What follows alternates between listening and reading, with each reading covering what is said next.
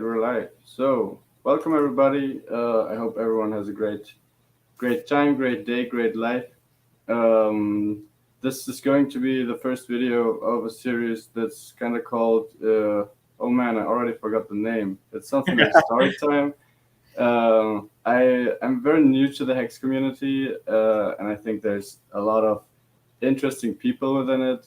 And today we have Gunther, and Gunther is going to tell us a bit about his past and not exactly how he got into Hex, but I want to know more about your life before the whole crypto thing. You were deep in a cult, and yeah, take it away. Yeah, man, I've lived somewhat of a complicated life. So some people that have watched other streams know some of the background. But I'll kind of just give like a brief like snapshot, I guess, and then like if you have questions or whatever.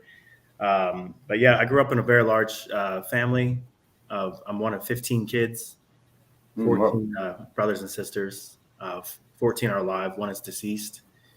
Um, Oh, I'm I sorry. Yeah, thanks, man. I appreciate it. I grew up in a strong religious background where I would classify it as a cult, just because the doctrines and ideologies were very like extreme, Hmm. and I was kind of trapped in that for 27 years of my life. Wow, Um, that's a very long. That's longer than I lived. yeah. I'll be 42 in July, so you could do the math. I feel like I've really only been living for like 15 years, Yeah. even though like sure I was living when I was like up until the age of 27, but it was just a totally different life. Almost seems like it was so long ago that it almost feels like a different like life. Like that's Hmm. how disassociated I am from it. But yeah, it was just crazy. It was a crazy upbringing. Just like really extreme beliefs, a constant like predicting of like the end of the world. Like they predicted the end of the world in like 1988, 1994, 2011. And there Okay. was like global like marketing campaigns. Like I don't know if people remember, but there was like billboards like in New York City even, and then Okay. like, all around the world. And that's the kind of stuff that I grew up in. So yeah, just crazy background. Let's see. I spent 5 years working at a radio station in California. Went out to California when I was 19. Was an audio engineer, radio producer there. Um, Also, were you also working there for your cult? Like, yeah, were you yeah, promoting there? yeah. It was called Family Radio, and I had like this weird like job where like so I would produce like pre-recorded broadcasts to basically piece together like an entire like radio program of different like audio like segments from like announcers, and then like put together like music, and then like these like 1 or 2 minute like spots or like advertisements for things, or these like it was a Christian radio station that was like a global type of radio station. Um, Hmm. but yeah, I did that, and that actually got me. That just pretty much was just more like deeper like brainwashing. Like I was like brainwashed to like the nth degree. Like I just thought about life and the world completely different than I do now. Um, Hmm. I would almost classify it as like a I hate to say it, but like meme world, like fantasy, like delusional world that just is not really reality. Yeah. So How did you manage to get out of that, and how did you change your inner belief system? And like, you gotta start from the beginning, right? yeah, yeah. So it's not something that like you instantly come out of like overnight. Like it just doesn't work that way. There was just a lot of there was a lot of inner turmoil that I struggled with for many years. Just constant like conflict within myself. Like just guilt and depression and anxiety and just all of these um, like negative emotions. And I didn't really I guess I didn't really have enough intelligence at the time, or self-awareness, or introspection, or I was just so brainwashed, and the wiring in my brain was like just totally fucked, that I couldn't really see it for what it was. Because like if you're born into this stuff and you're taught these doctrines for your whole life, and then you yourself become like a teacher, you just become more and more ingrained in it. Like I said in the previous stream, I was teaching adults when I was 15 years old, like basically dissecting different biblical passages and teaching them about like at least my interpretations of those like passages or doctrines or whatever. But one of the things that really helped me to like actually break away from this stuff, there was a few things. So one, I saw that there was so much, I guess, hypocrisy. Like the people that I was around, I saw like their lifestyle and their behavior, and not all of them, but just like to a very high degree, I saw some of the things that they would do, and that made me question, like, do I really want to have this? Do I really want to continue down this path, like associating with these people, if this is how they live their life? What do you mean by that? What kind of things were they, or how would they live? What do you mean? Yeah, so like, so to give you an example, just like constantly like judging people and gossiping about people and like backbiting, backstabbing, like people committing like adultery or like like just a bunch of things that I thought were pretty much like contradictory to, I guess, what they profess to believe. But even deeper than that, than just looking at the lives of those people, I actually started to look at myself more honestly. And I think this is actually more important. I started to realize that like I was not a genuine person. Like I didn't like the type of person that I had become. Like I was that judgmental person. I was the one that was like had such a rigorous like life where I had to follow like these exact doctrines, and like I knew that I couldn't measure up, but that there was always like the struggle of trying to like obey like the commandments like in the Bible, and there's a struggle between wanting to do that and then also just like live life and not be like so like burdened or stressed by like these different like biblical texts. Yeah, I also have like a Catholic background. When like I went to church with my mother every week, and like I really don't believe in the church anymore. But what I think is, in general, what they are trying to teach, it's not bad. Like be nice to each other and help each other and be there for each other. But then in reality, it's like the church has killed the most humans in history. The church to this date still rapes little children. In like the priests, it's the priest of the Catholic Church. It's really fucked up. It's fucked up. And they portray themselves like the good ones. But the longer you think, or the longer I think about it, it's like how can you combine those two things? And then it's like, okay, you rape children, which is bad, but you're not even getting a punishment because you're not even part of the law system. So that's even worse. Like, this is like atrocious, like heinous, like crimes, like what you're describing. Yes. I mean, just like some of the most like despicable crimes like imaginable. Like it's horrible. And then because I mean you've seen this throughout church history, and not just like raping kids, but like actually like putting like just murdering people. Like I mean, it's like straight torture. In Europe, they had to stop burning witches because they ran out of wood. Yeah, Jesus. What's going on? Like, I mean, there's a lot of bad entities in the world, and in general, it's like better to. I can still focus on myself and still give my best to be a good person, no matter what others do. But imagine like burning someone to death because like they wouldn't consent to like your like belief system or belief structure, or like your ideologies, or because they just thought about the world differently. I mean, it's like outrageous, right? Like the worst case scenario nowadays is like you get like canceled on like Twitter or something because you think differently from someone. Like not, but there also is like extreme things going on in other parts of the world that are that a lot of us don't see. So like really fucked up shit. I actually like some of the most heinous things that I've heard about or seen was from like religious people, like just like fathers abusing like their daughters and like all kinds of like bullshit, or just like whether it's physical abuse or sexual or emotional abuse. So really, really fucked up things. Like if you're gonna claim to be like a follower of like Jesus or whatever your religion is, like you probably should live a pretty good life that like is going to be without like reproach, where people couldn't really like find much fault with you. You know, like no one's perfect, but like it should probably be like a pretty decent life, I would think. If not, it's just Yeah. pure hypocrisy. Yeah. I mean, it's. I mean, you're coming from a cult perspective, which is like it sounds very extreme, but for me, it's more like, we just went to church. It was a place where you meet the people and where you can connect with others.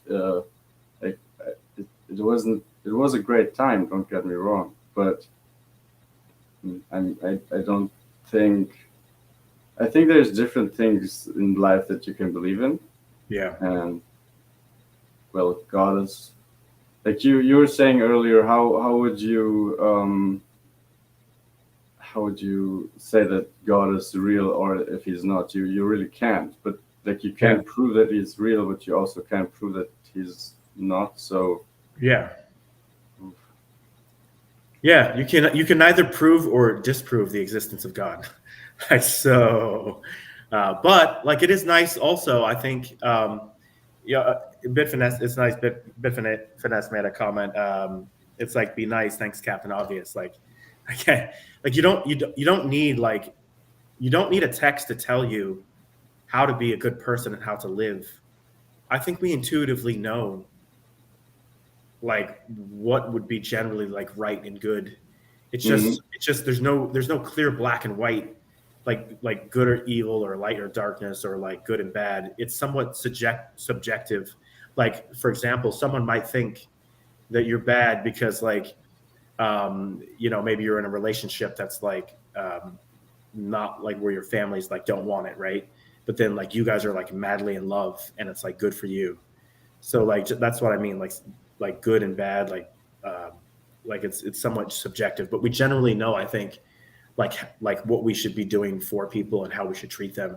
Like it's probably a good idea that we treat them like how we would want to be treated, that we just generally like love people, not hate them, right?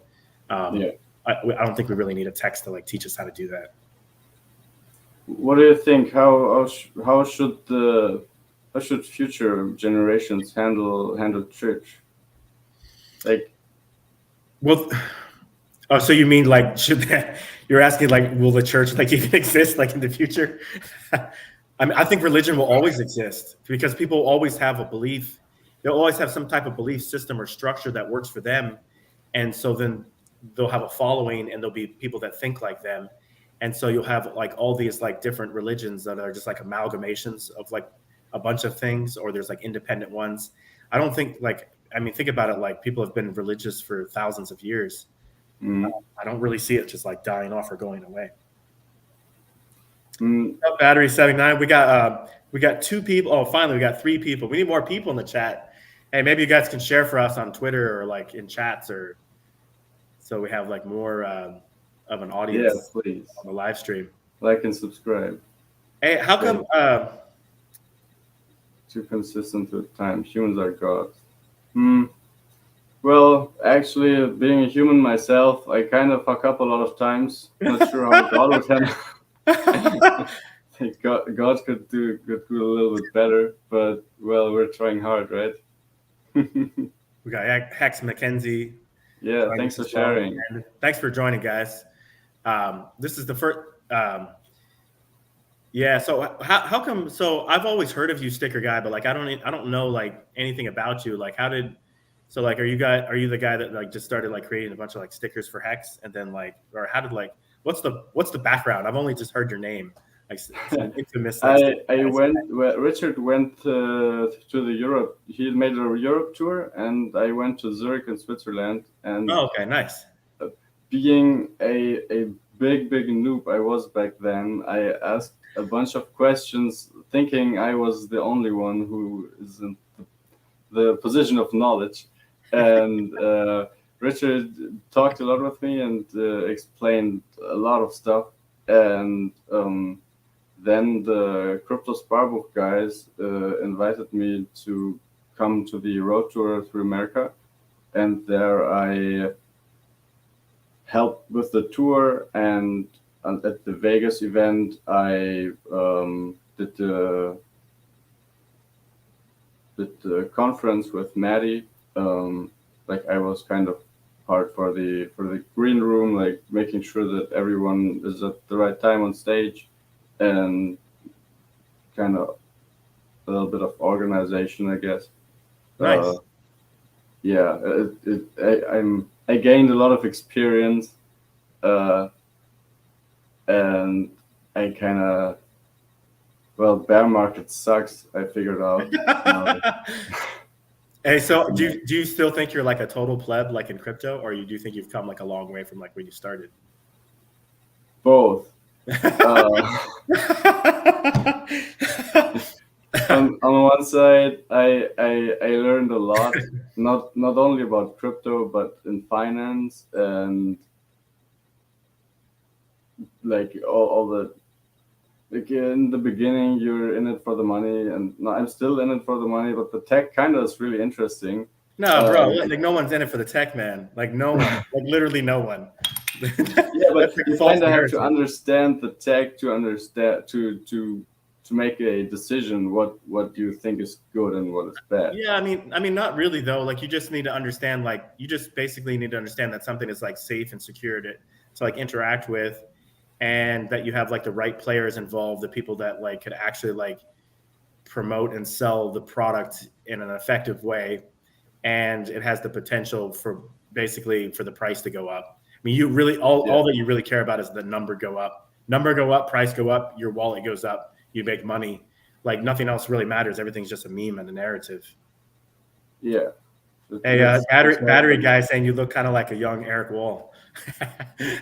Erica Wall, I guess. Holding PLSD, and if yes, what do you think about it? Yeah, I hold PLSD, and to be honest, I should claim the rest of it, but kind of ETH is kind of not in the game, so I hold it, and I hope that I can sell it one day. I'm part of the, like, I got into stonks with the GameStop and AMC squeeze. Oof. And like the narrative was you buy and you never sell. And I one thing that I learned is you actually need to sell to make money. So I love PulseDoge, I love Hex, and I love all the other coins. It's crazy that we can participate. Yeah. But at some point I will sell some and buy more T-shirts with that. So yeah, you definitely want to buy and hold, because honestly, if you have a good crypto asset, right? And this is very important. If you find a crypto asset that's brand new, that has perfect product market fit, that has centralized ownership, that has large like wallets that like control the majority of the supply, and those players are like Hex, Sharks, and Dolphins, and it's like a meme coin with a dog that like people like, right? It's free money. And it's free money, right? You even have getting rewarded. You're getting rewarded for rewarding yourself. Like if you buy T-shirts and you hold them, you're doing it for yourself, and you gain the inflation. And for that, I'm getting rewarded. Why would I not support that? I got in an argument with the Maxi guy the other day, and I was like, he was like, yeah, I locked up so much Hex in one stack, but then on the other side, yeah, that's great, but it's kind of liquid, just in a different coin, so it's not really locked up like it would be in Hex. And then the same is with Hedron, but like Hedron is nice because you can swap the NFT thing, but still it is like liquid hex and not. Yeah. Yeah, there's like a downside because like if you take your maxi and then like dump it and then go spend it to buy, you know, fucking Chipotle burrito or buy some chicken nuggets at Wendy's, you like you have to go you're gonna have to rebuy that at some point in order to get your hex from that 15.2 year stake, right? So that because you have that 1-to-1 like ratio, I guess, for claiming or whatever. I don't know much about maxi. I mean, I just like the fact that maxi bought a shit ton of, basically people sent a shit ton of hex and then staked it for 15 years, took millions of hex out of circulation. So I think that's good overall for like the price for hex. It's just less hex to be done. I hope so. Yes. No, it is. It's good. Like just facts. But like whether it's good for you to be holding like maxi token, that's another matter. Like, can you actually hold, or are you just gonna like dump it like after like a maybe that's my thing. Like, because I'm still very new and I feel very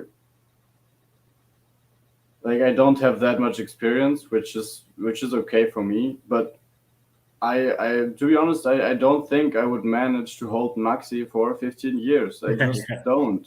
I would sell it, and I would, to be honest, I would probably sell it at a loss, stupid as I am. Yeah. So what? So I rather buy the hex and stake it the, let's say, traditional way, and be sure that I can't fuck myself by selling it liquid. That's actually the beauty of hex, is that it's designed so well that at any point in time you could make money from other assets, and then when you have met like your goals in those assets, fuck it, you can swap out a portion of money from those assets or all of it. Or, I mean, it's up to you. And you could swap it back into hex, create like a nice, beautiful staking ladder, earn interest, and not worry about it. You know what I mean? Like it's smart. 294 million hex for 15 years. Definitely price positive for sure. I agree 100%. Yep, it's good. What is this? It's kind of we're getting bombarded by like. I didn't buy the top directly, but I bought since the top, and I am since then DCAing. Oh, you're talking about with hex? Your entry. What was your price point that you entered into hex with? At what point? I think like the first time I got in, it was at 10 cents, and then it went up to 50. So I FOMO'd until it's 50. Okay. And then I think my average was around 35, but I think I'm down to 25. Okay, so that's good. You're still buying and then dollar cost averaging, and that's the beauty of, even though it sucks that the price like crashed on all of us and like hurts our wallets, and especially since you're getting in like later in the game, it's like painful, right? Because you're like sitting at like a loss, right? Because the price is less than your average acquisition cost per hex. So you have to look at like just crashes like this as just great opportunities for you to add to your position, right? So like, I mean, look at it. Hex is like 3 cents and change today, 3.9 cents, I think, right now, right? Let's see. Let me pull up. About 4.1 actually. A nice little like recovery. So I think people should just be buying like in your position if you have the dry powder, buy. Now, if you don't have dry powder, that's what it sucks, because then it's like you got wrecked. You do get the interest if you got T-shares, which is great because you're not getting that in other assets. You're not getting that with Bitcoin or Ethereum. So that's awesome that you get the interest, but it just also sucks to see if you're just to see the price get murdered like that, and you're kind of just sitting underwater.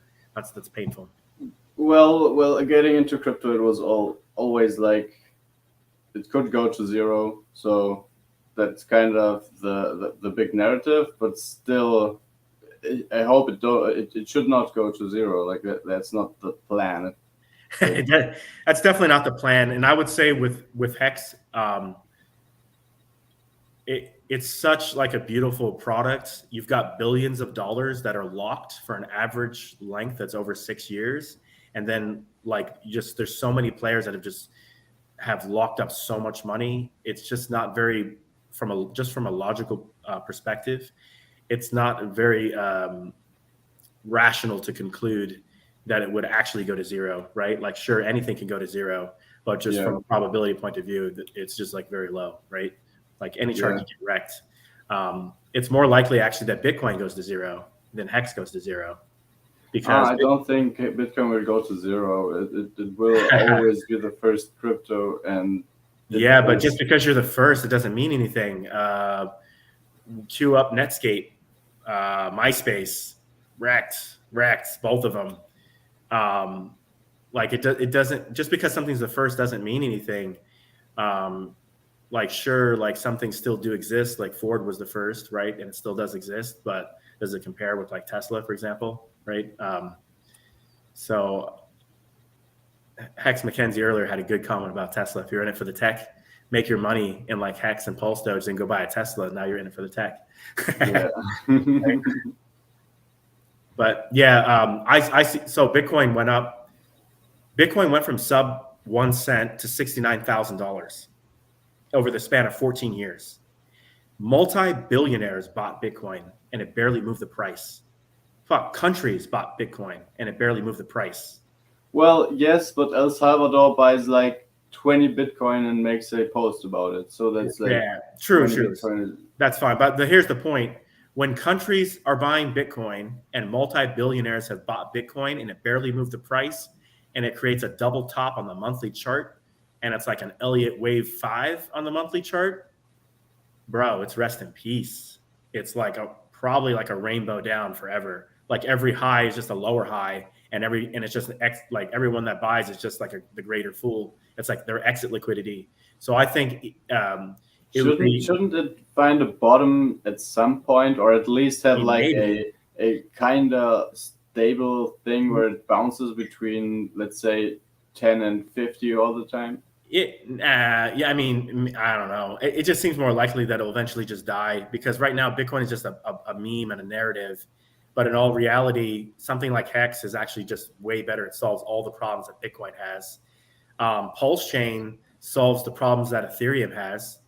So, like, I don't know, like maybe Ethereum survives, maybe, but you could also see where all the value goes to Pulse Chain. Maybe I'm just speculating. I really don't know.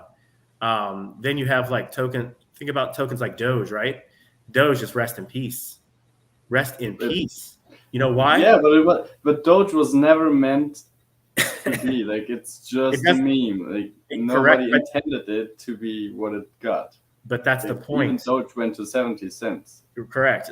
This is the point, though. It doesn't really matter if it's just a meme. Like PulseDoge is just a meme, and I think PulseDoge could possibly trade in the thousands of dollars in the future. I don't know that. It could also fail, but I think that it's just designed like infinitely better. It solves all the problems that Doge has, right? So Doge hyperinflates at 10,000 tokens per minute. That's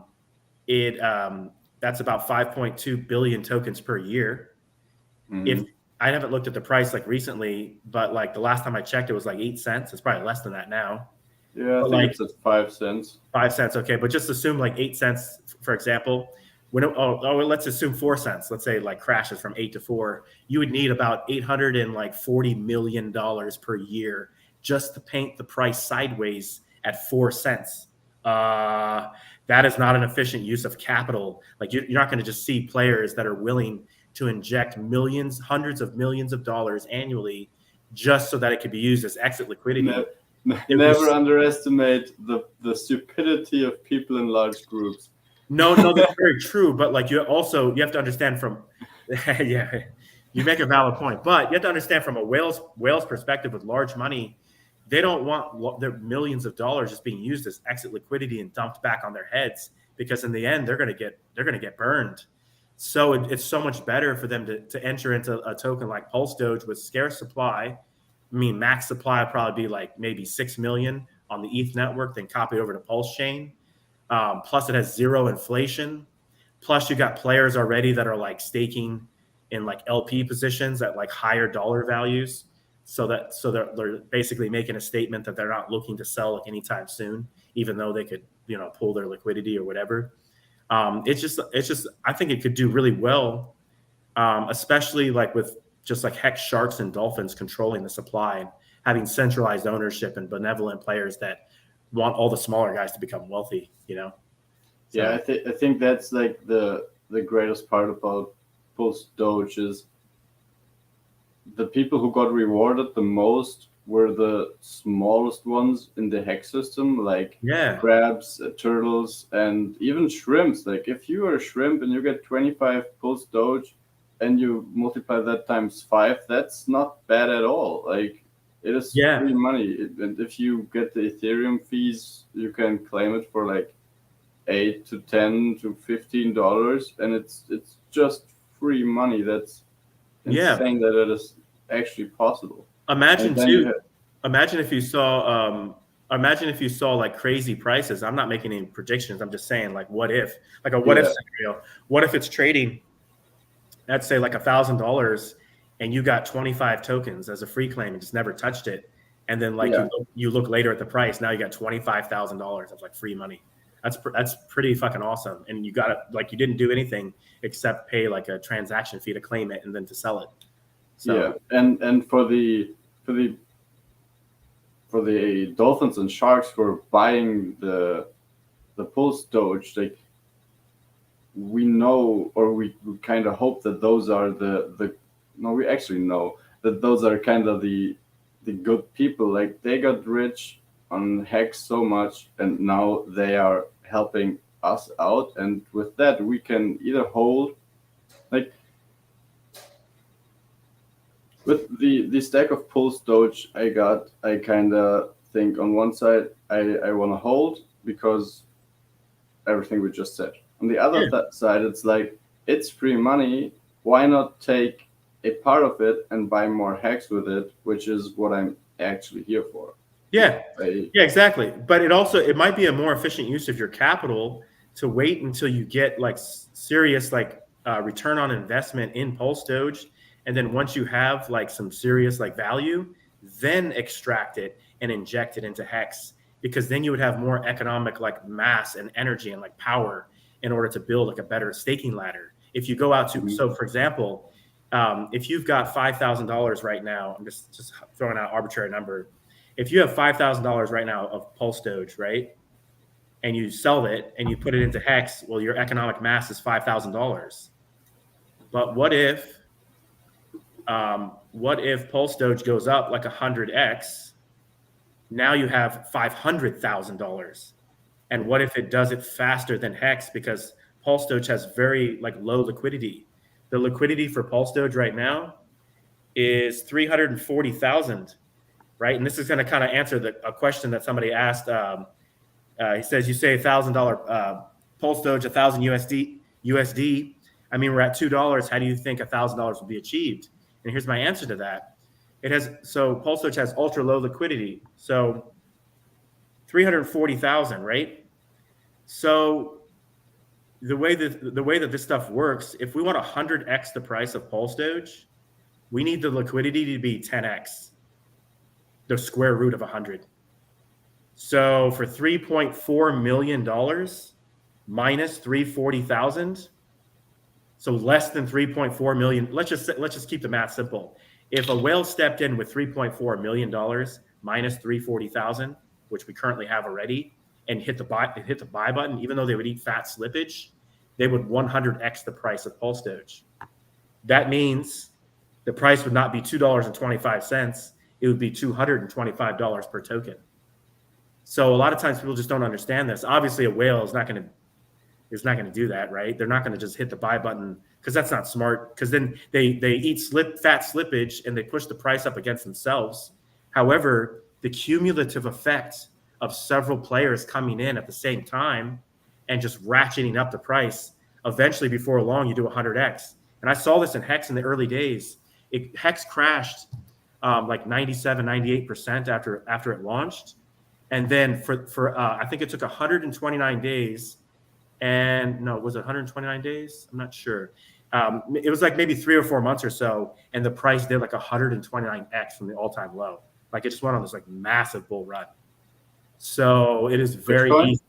No, I'm talking about Hex. Oh, okay, yeah. Yeah, in the early days of Hex.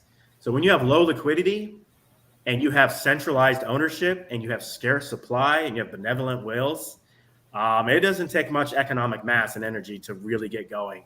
So if you have enough patience, and if we can get enough awareness and start to attract some of the like no coiners and meme coiners from like Doge and Sheeb and some of these other outside. I think shouldn't we rather attract Hex more Hex users? Because the ship guys, they're retarded, and the Doge guys, they hold it on exchange. Yeah. So why not get people who actually understand what it does, which are the hexicans who are well educated? Yeah, no, it's a good point. So we've already attracted hexicans because it was airdropped to hexicans. We've already taken care of that.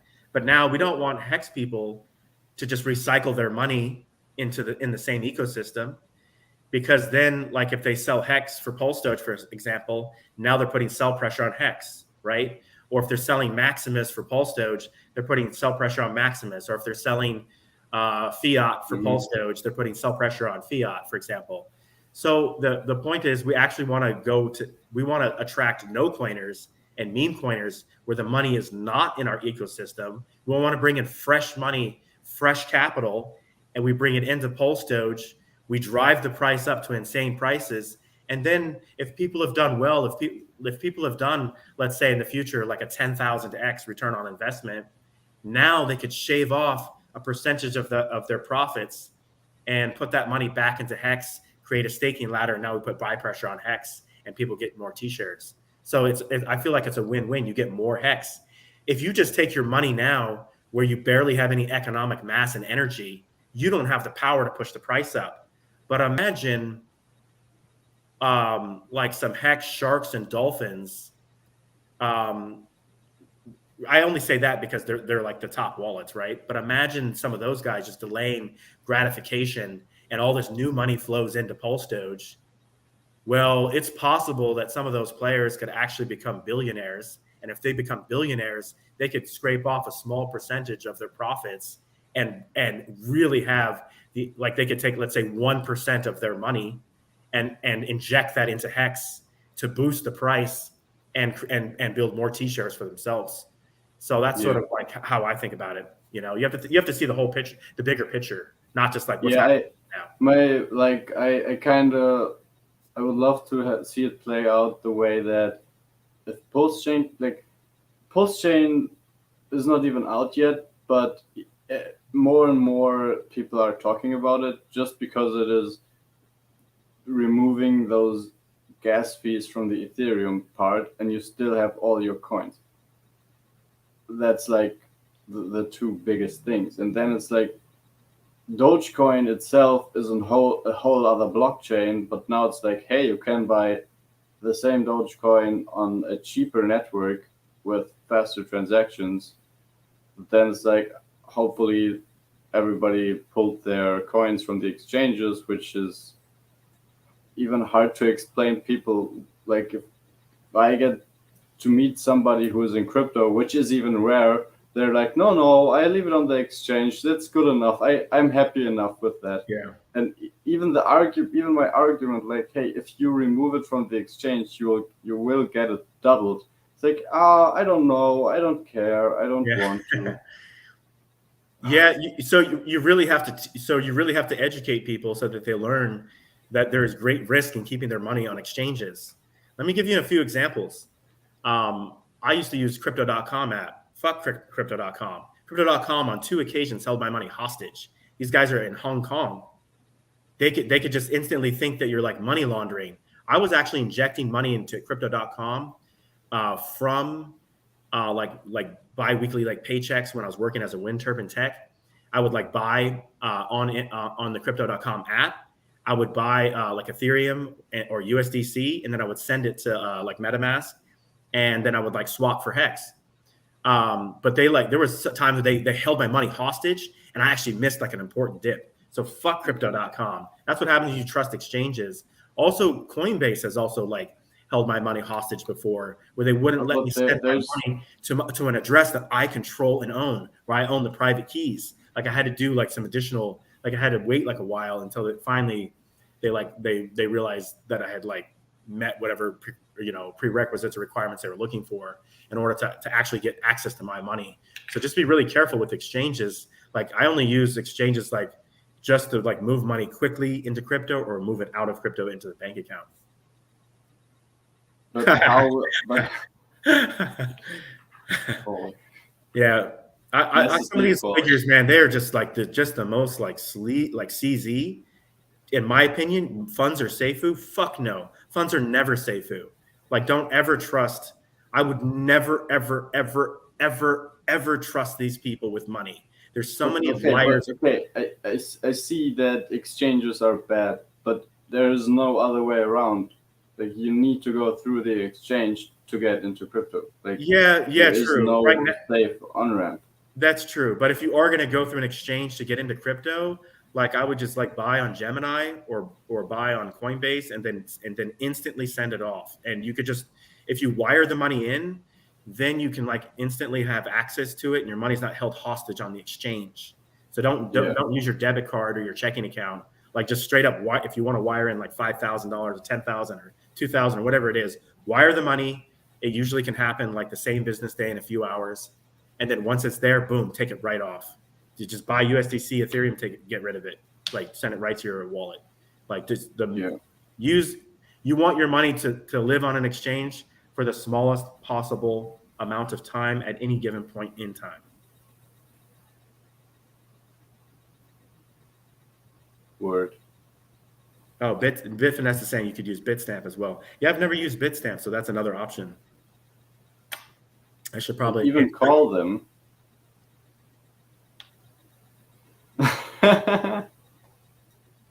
Checking how they are.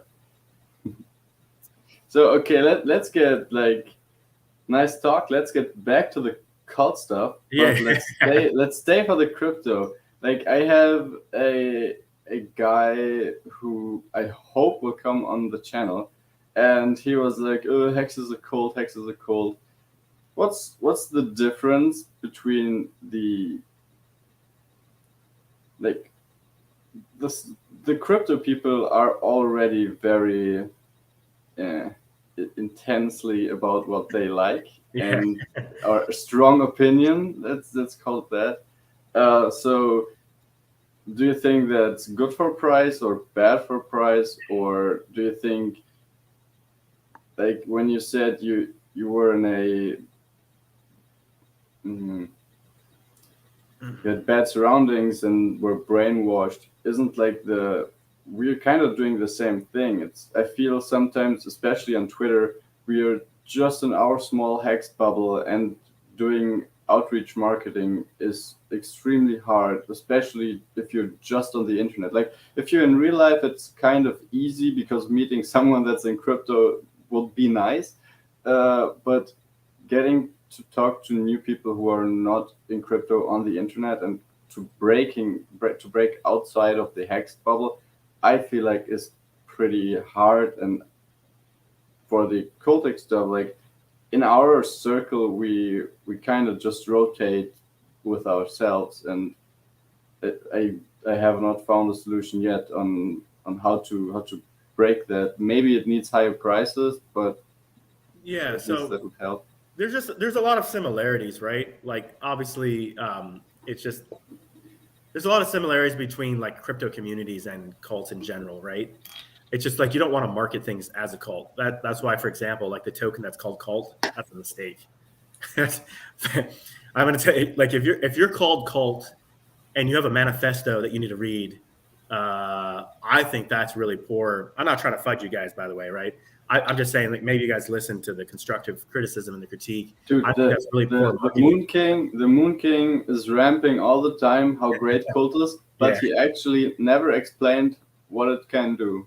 yeah, yeah. Like I, yeah, I don't know what it can do. I don't know if I should care. He says I should care, but then it's like I Yeah. don't have money anyway, so Also, I would kind of buy hacks. if you design something so complicated, it turns people off. It turns out that people like things that are really simple, right?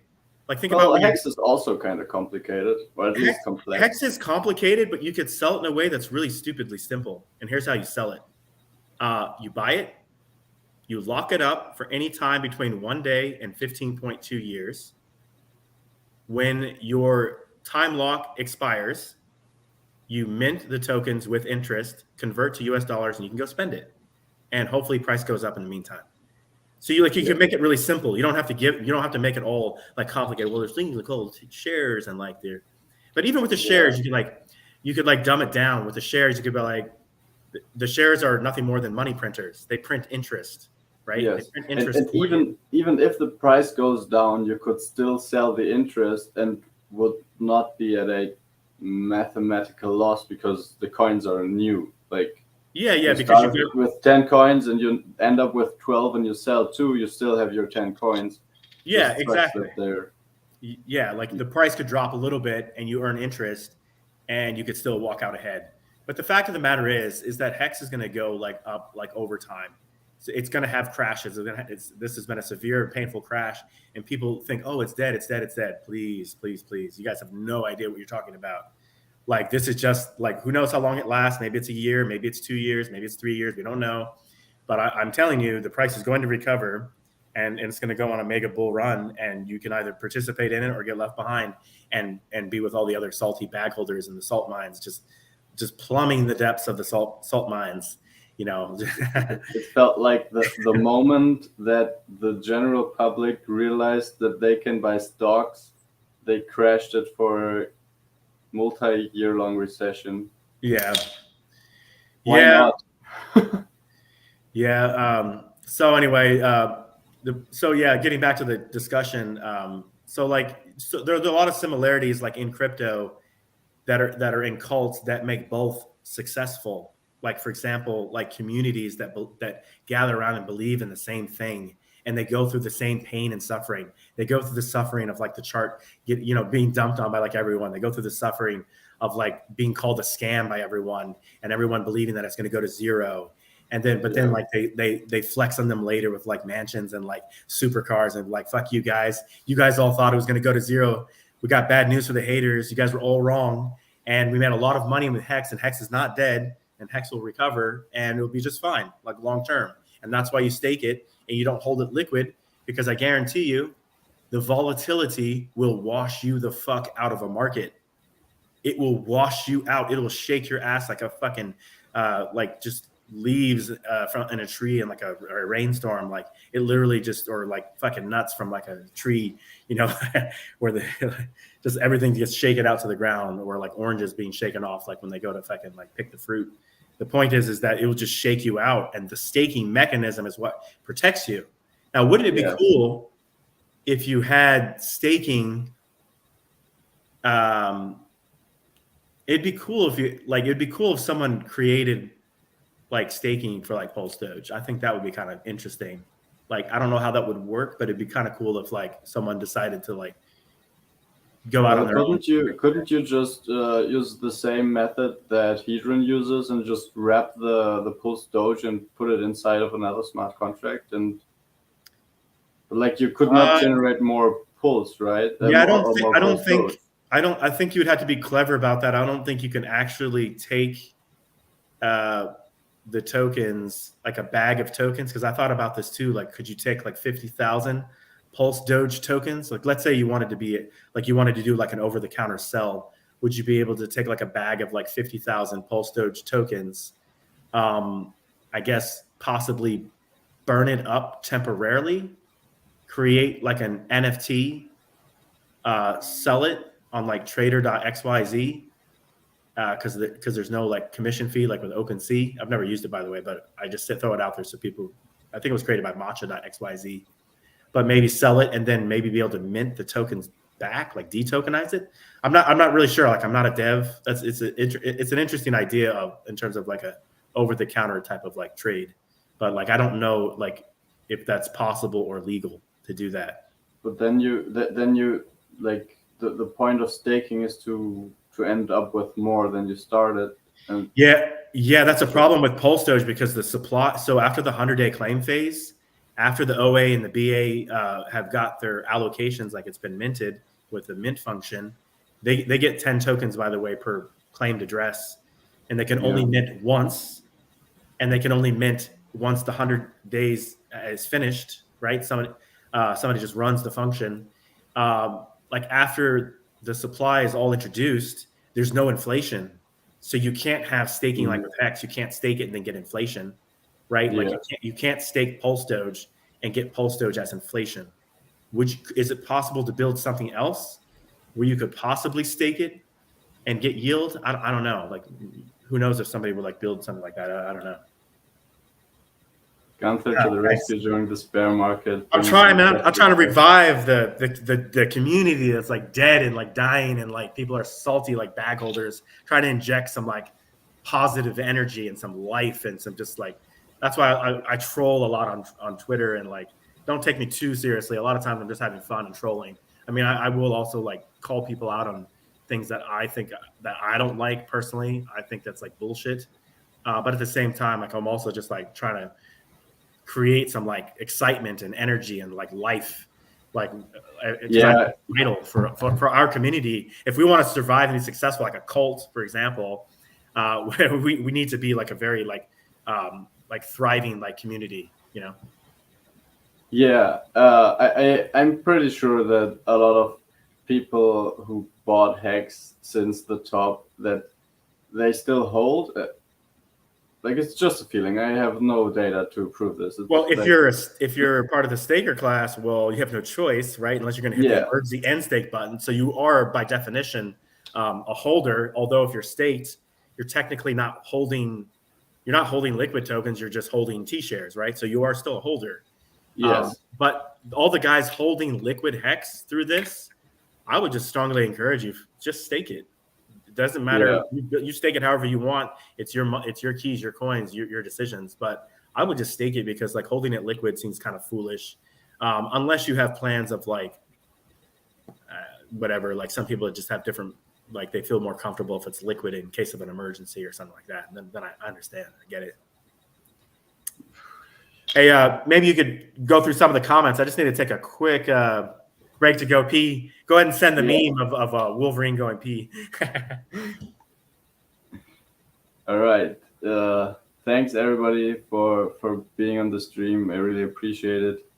The title of the video says story time, and we talked about cults, and Günther talked with SJ about the cult stuff a lot more, and we got kind of a lot into the PulseDoge and the technical stuff, which I think is also very interesting. So the winds will be a gentle breeze.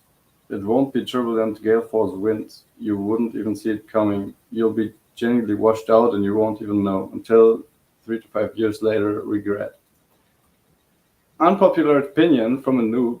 I think all the people that got into Hex at the early days, like first month, you guys never, and it's good for you guys, but you guys never experienced pain.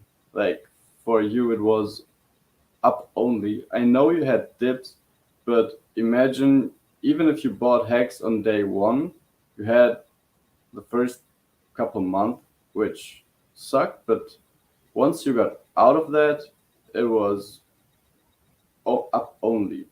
And for the new guys, it's like this dip has been the longest in the Hex history, and it is kind of, I don't know. Günther, do you know if this Hex is, if this dip is the deepest dip? How do you say that? You're muted. Thanks. Sorry about that. This is not the most, it's not the deepest dip in terms of like magnitude of like price, because that happened like from day one. Like the price crashed like something crazy, like 97 or 98%. And I think we're about 94. So we're pretty close to that, which should already suggest that you should be buying and not selling. So don't get shaken out. Thanks for the nice comment. But it is definitely the longest correction in terms of time. Yes. Like just pull up the chart. You could pull up V1 or V2 and you'll see that. Oh, 94.5. Let me see. I don't know if it's 94.5. Let me see. I don't know about that. If you look at Uniswap V2 chart, let me just pull up 1 second. And I watched your stream with Maddie, and you were talking about the OA audit, and like a couple of days ago, I asked you on Twitter if you could send me those stuff, and you're like, no, it's more like private. And now that the longer I think about it, I can understand. Oh, Maddie's even here. Hey, Maddie, nice to see you. Oh yeah, nice. I kind of understand why it should not be public, and on the other side, it's like I'm taking the bitter pill. It's on the one side, everybody could do it themselves. Like, this is, even though it is your research, it's still public on the blockchain. So if anybody don't believe it, they could do the research themselves and find out what they found out. Yeah, you could build it from scratch and then compare and see if you come to the same conclusions, right? Yeah, and I fully respect that, and we don't want other people to fud our bags. But then it's like the whole system is so beautifully transparent, and that's always what I tell people. Like, at the bank, you don't have an idea what is going on and why, and in crypto you can see what went where and when, and you can recreate the past and see what happened. No, it's so cool. It's so cool to be able to go through bank statements. You're essentially going through bank statements and seeing what people are doing. Like, I mean, I woke up at like 3 o'clock this morning, and I mentioned this on the previous stream. I was up from like 3 to like 9 a.m. and I just went down like this rabbit hole of where I started. I saw like the price getting wrecked, and I looked at one transaction, and that led me to an address. And I started looking at all the LP positions and like downloaded like an Excel spreadsheet from Etherscan. And this particular wallet, I think it was 3A2C, has like 160 like LP positions for just this one address, not even looking at the other connected addresses. And what I noticed instantly when I started looking at the LP positions, I noticed that this player created like a 10 million hex sell wall at like 5 cents. It wasn't totally like one-sided. Like, there was a little bit of like USDC, but it was mostly a sell wall. And then the player started mega dumping hex, like large batches, like millions of hex. Not like, when I say mega dumping, I mean like 2 million, 3 million. So they were like pushing the price down. But then they went and created LP positions of buy walls, where it was basically one-sided liquidity at like 1.2 cents to like 4.4. So it's like a ping pong type of thing. They essentially are shaking people out with like fear and panic. Mm-hmm. And it's okay for traders to do this, but I just don't like. I guess the only thing I don't like, if it's like a prominent member and you can connect addresses, I think for them to do activity like that is like kind of sketchy. Like, traders are totally free to do whatever they want, but if you're like soliciting like exit liquidity, for example, online, and then you're playing games like this, or if you're like misleading the community, that's where I have a problem. That's why I kind of like am more like vocal about it on Twitter. Hey, to the vet, I see your messages in the chat, but it appears that I kind of missed one of your questions. Could you maybe? He says YouTube is shadow banning me.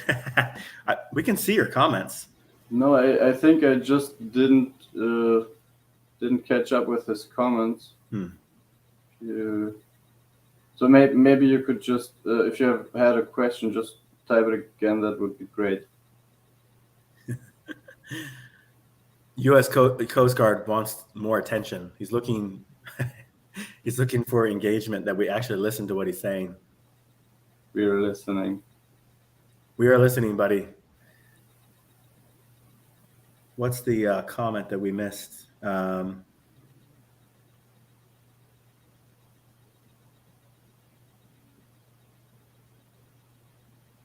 he just thought they were shadow banning. Money chases money. That's going up. Price go up will attract more money. Actually, that's a good comment that he made earlier about money chasing money. Like, the best type of marketing, especially in a bear market, is to paint fat green face melting candles on the chart when everything else is like in a sea of blood. And that's very effective because people want to make money and they see these green candles and they go and like join basically and hit the buy button, and the price does even better. So that's really the best form of marketing. It doesn't matter if there's two of them. I have like at least 3 sticker guy accounts that run around in the same chat rooms. Oh, Schizophrenia all over the place.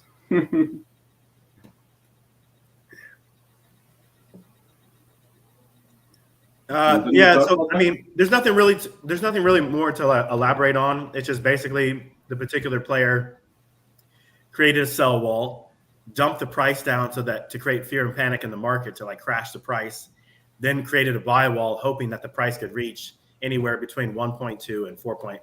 I think 1.2 and like 4.4 cents or something like that. I forget the exact amounts. You could check the LP positions.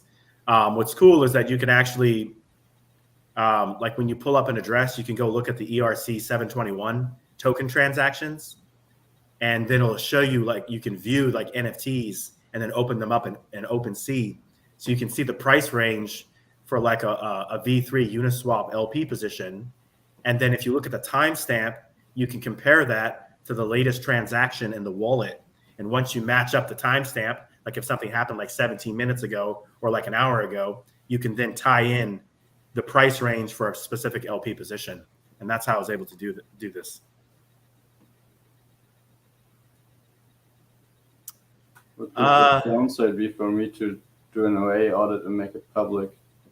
I don't know. I don't know if there is a downside at this point. I mean, people, you're always going to have like the argument of like the one side that hates the fact that centralized or like one entity has like a really high percentage of the supply.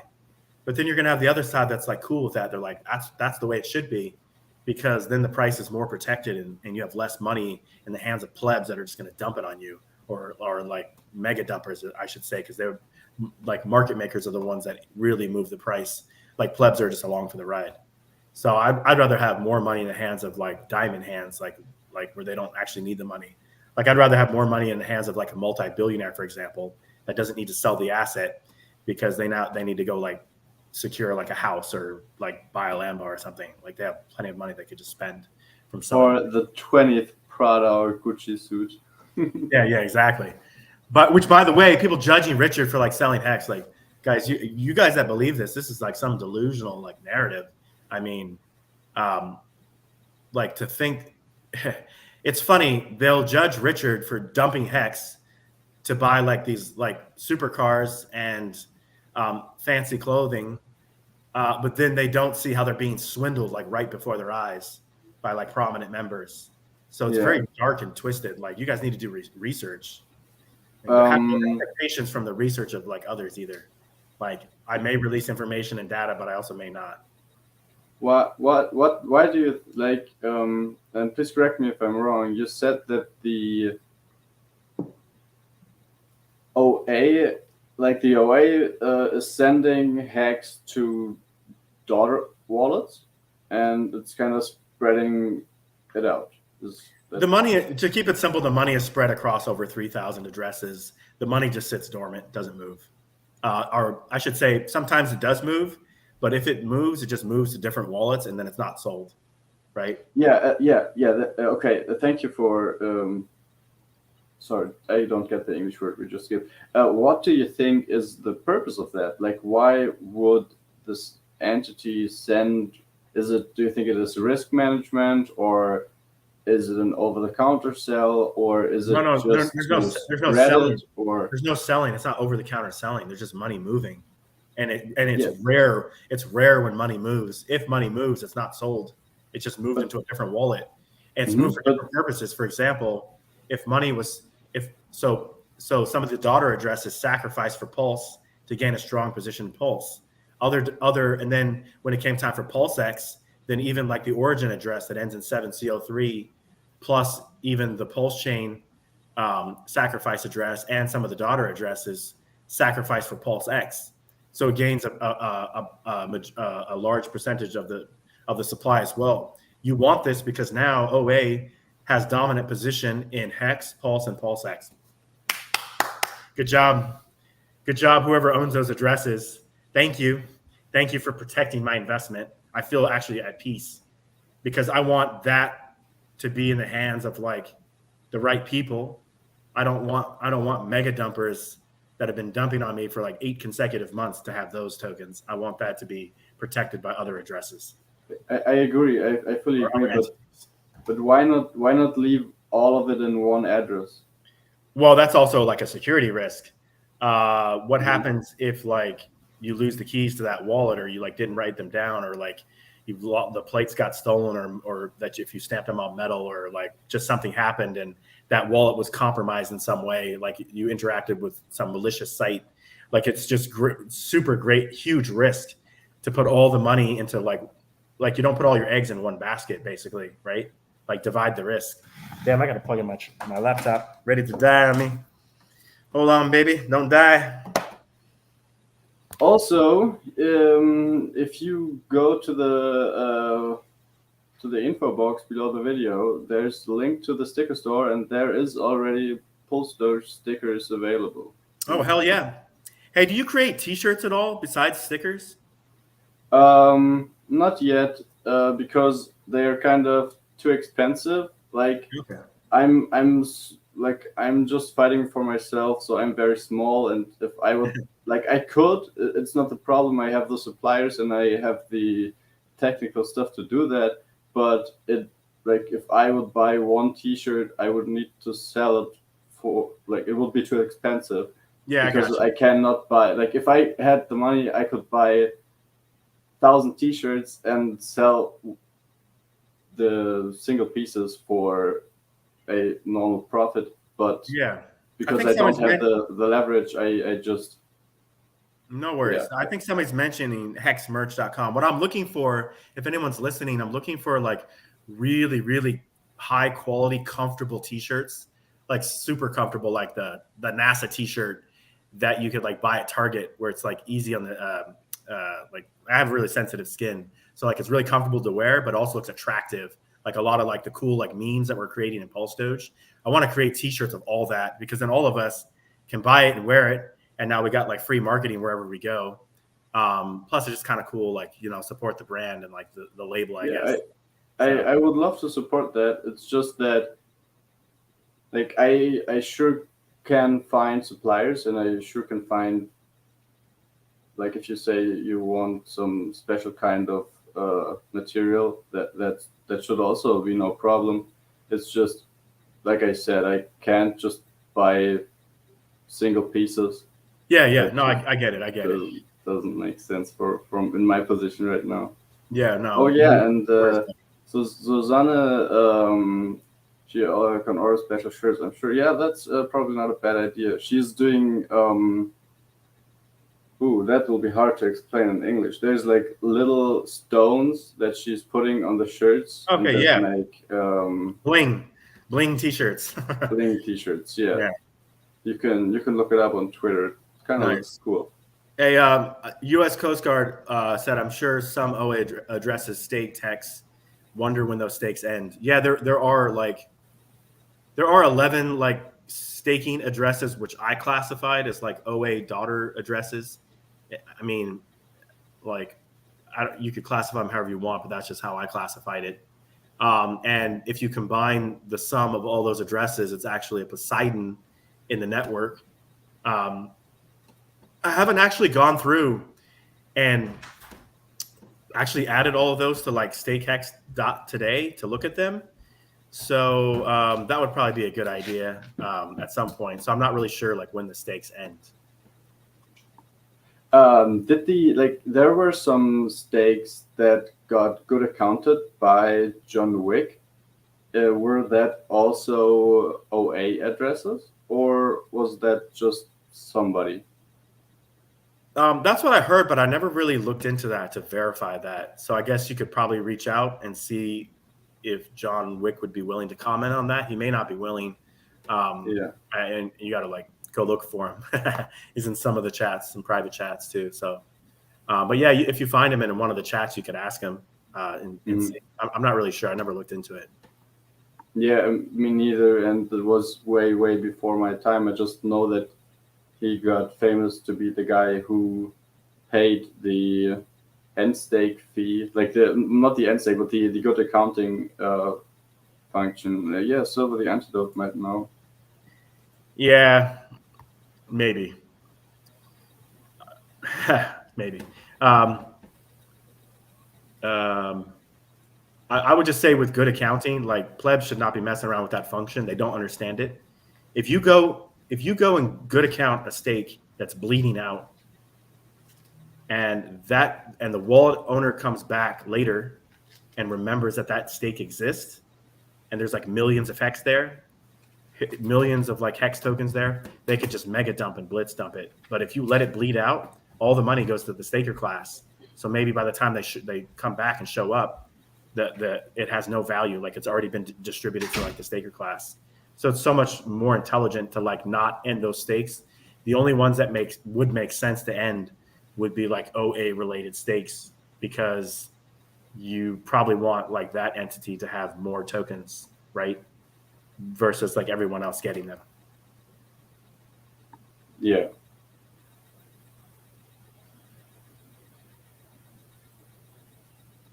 Lots of stuff. You're muted again. But Bedazzled t-shirts. Somebody's, yeah, another way of describe bling, bedazzled, little stones. I'm not looking for anything like that. I just want like, there's some really cool stuff like Giga Doge, like or like Doges for like different like leagues that 100% hex swag created. We have great like guys in PulseDoge, 100% hex swag, hub, some DW3 I think is username. So many good guys creating like high quality content. So it's really awesome actually to see. Yeah. Well, anything more? Whoa, I'm kind of yeah, I'm getting a little worn. I'm getting a little worn out. I've been going since 1 p.m. Yeah, you've been on a lot of live streams the last weeks. Yeah, I've been going hardcore. I guess, do you have any questions? Like I kind of just gave you just a fraction of like some of my background, but people could also watch other streams to get like the full like a more of a complete like life story. Well, yeah, I would love to know everything, but I don't think we have the time for that. I don't know. I think it's interesting, and I think it is also maybe hard to put all the stuff in just one thought, because there's so many different strings that are attached to that one thing. Yeah. Maybe how did you manage to rewire yourself, and do you still have muscle memory from the time where you need to think twice? Yeah, that's actually really those are really intelligent questions, because I think the rewiring of the brain just sort of happens over time as you put yourself into like different like situations and circumstances that you never went into. You just naturally start to have different experiences, and you think about different things, or you think about things in a different way. And so I think that the rewiring of the brain sort of just happens in a more like natural and organic way, but you actually have to leave the environments. Like I totally left California. I walked away from every person I ever knew. I even walked away from my family for like a year, because I needed space and time just by myself. And I went into like some interesting things that were new experiences for me. Like I went into the military and went to basic combat training and went to like Army aviation schools. And so like I was working, I had all those experiences, right? And then I was like a student at Ohio State University, for example, like learning like mathematics. I've worked as a security guard. I've worked at BMW. I've worked at JCPenney's. I've delivered pizza. I've run my own like precious metal business. I've done like a lot of stuff, and like I was never like really good at any of it. I just was just like kind of like just trying like new things and trying to like find out who I was and like how to survive in this, like just like another pleb basically trying to survive in this world. Just try whatever just whatever you can to like make things like better or work. And I finally, but what all along, I basically took about 10 years. It basically took me about 10 years to solve. a very fundamental problem that I was thinking about even when I was an aircraft mechanic, working for the United States Army in New York. I was trying to figure out how can I solve this like money problem for myself so that I never have to worry about money again, and I have freedom of my time so that I could just be like a full-time dad, chill, like enjoy life, YOLO, what I mean, just enjoy life, and then maybe focus on like real world problems that actually matter. So it turns out it took me 10 years to solve this. Have not fully arrived, but I think I'm on a pretty good trajectory, where I think I could make a lot of money to where I could actually use it to like make the world better. But yeah, the solution for me was crypto. I instantly knew when I was first introduced to cryptocurrency that this had massive potential. I just was I was just like you at the beginning, a total fucking pleb. Like I knew nothing. Started with $500 from a credit card, did not know which assets to buy. I never played around in markets. When did you start with crypto? 2017, before the run up, before that, like a major run up, and then finally things that crashed basically in January of 2018, or started in December of 2017 for Bitcoin.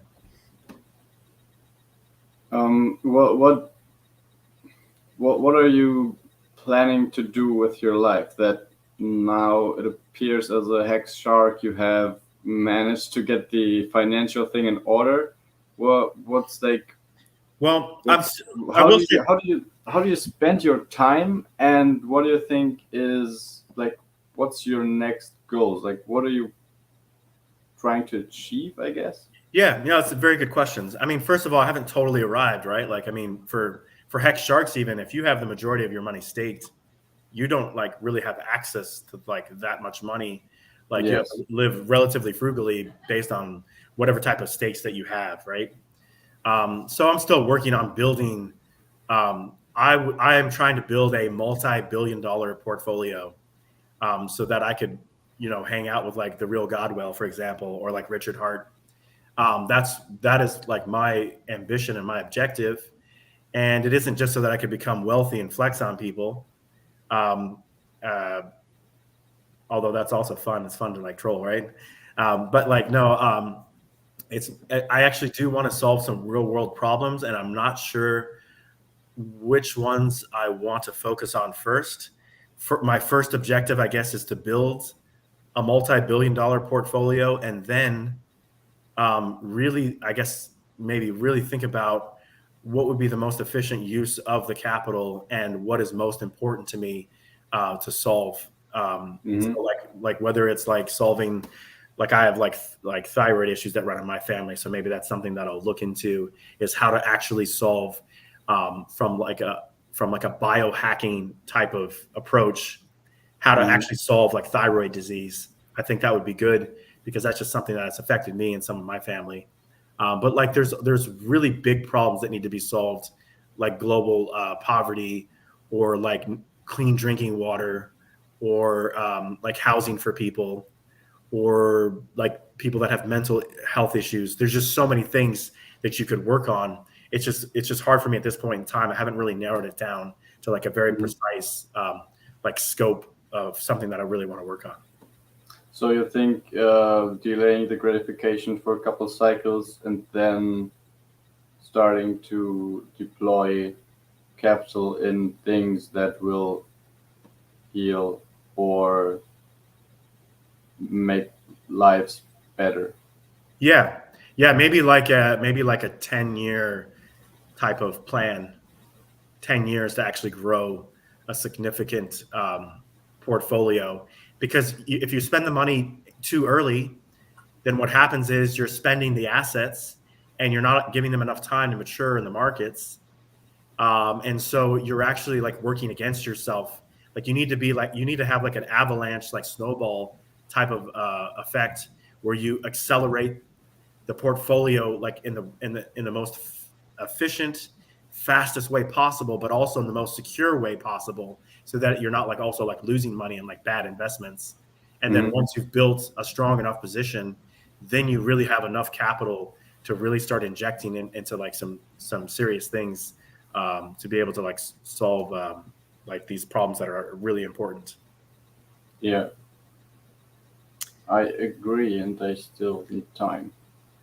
Yeah, one day at a time. But you know what's great is that along the way, you can also just help out like individuals. You meet people. You can like for people that have started to make some good money with crypto, like go out to the restaurants, eat good food, leave good tips, drop your laundry off at laundromats, let them wash it and dry it for you. It saves you on time, and you're injecting money into that business, and you can leave them a nice tip. Like just help people out. Like somebody needs help with like a car, like repairs or maintenance, or needs like tires on their car, or like just everyday stuff. Maybe you see even like a homeless dude, and you don't even know if what he's going to use it for. Maybe he's just hungry, and you give the guy $20 or $50 just to make his day slightly better. Like you don't need billions of dollars to do that. Like you could do that now. That's true. All right, Anyway. thank you for the talk. I really appreciate it. Yeah, likewise. And Paulie, it doesn't matter if you put the milk or the cereal first, as long as you let it soak up. Yeah. Also, try to go with like almond milk or like oat milk. Avoid like regular milk because that's hard to digest and it's going to give you problems. All right. On that note, thank you everybody for watching. Thank you, Günther. Hey, everybody buy Hex and everybody buy PulseDoge. Yes, buy my stickers. Yeah, buy the stickers from Sticker Guy, and then you can like pump everyone's bags by like putting the stickers everywhere. Yeah, that's the plan. Buy the stickers in the bear market so that people see them, and then in the bull market they know what to buy. Hey, so you're actually not a pleb after all. That's kind of a smart thing. Well, that was your words. Thank you. Yeah. All right, I'll see you later. Goodbye. Hey, guys.